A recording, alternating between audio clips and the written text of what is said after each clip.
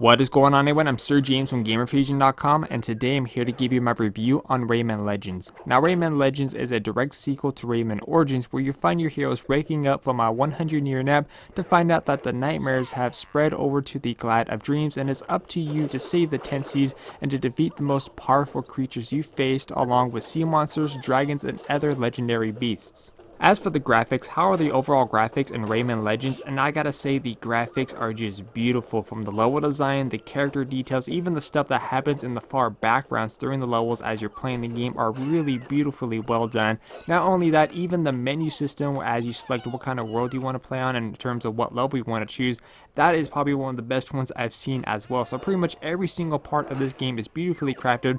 There is a huge graphical improvements from what was featured in Rayman Origins to Legends. So overall, the graphics are outstanding no matter what platform you're playing on.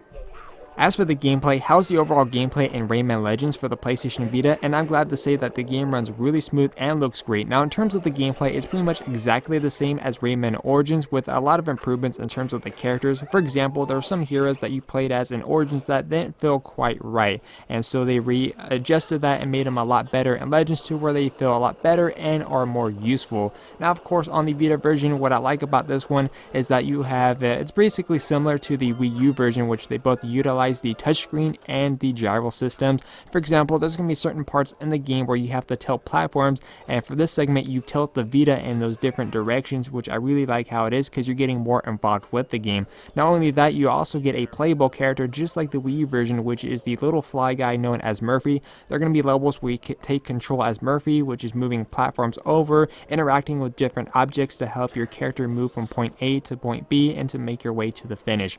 Also, in this game, you have these little blue guys that you collect on the way. By collecting these guys, you're going to unlock more additional levels to play as, and at the end of the level, you're going to have about 3 different trophies. You have bronze, silver, and gold, and if you get enough points, you're also going to get these lucky tickets. Now, when you use the lucky tickets, you're basically using the touchscreen interface to scratch off the lucky tickets, and you're either going to get a creature, you're going to unlock a painting from Rayman Origins. Now, I don't know if there's a more of a variety than those, and you're also getting some tokens as well. That's pretty much the only ones I've seen. I don't know if every time you get the Origins map, if you're unlocking additional content within that one, but I think it's just pretty much all the same.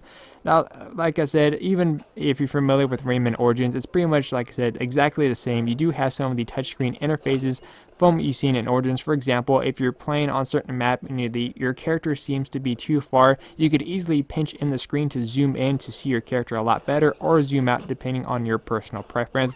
But so far, like I said, the gameplay is really smooth, running at 60 frames per second. I have not noticed any lag issues at all, and overall, like I said, the Vita version is a ton of fun.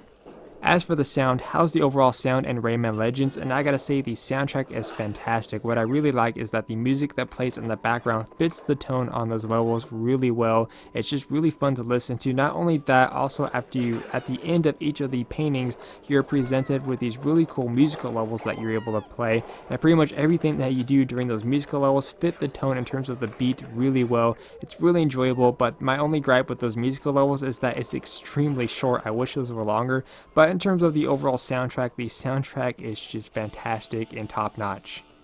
As for the lifespan, what kind of lifespan do we see in a game like this? To me, this game has such a fantastic lifespan because there's just so much to do within the game. You do have the online portion, so you can play that little soccer match, or online to play with a friend. You also have so many levels to complete. You have a lot of new levels and remastered levels from the Rayman Origins game series, which is really cool, so it's nice to revisit some of those.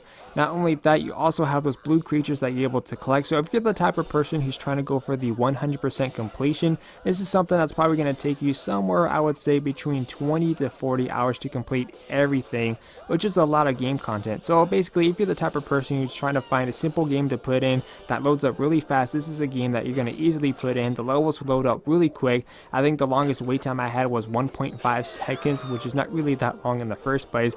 But like I said, this game has a lot of replay value. It's a simple, fun platform, infinite lives, so just so much to do, so much to collect.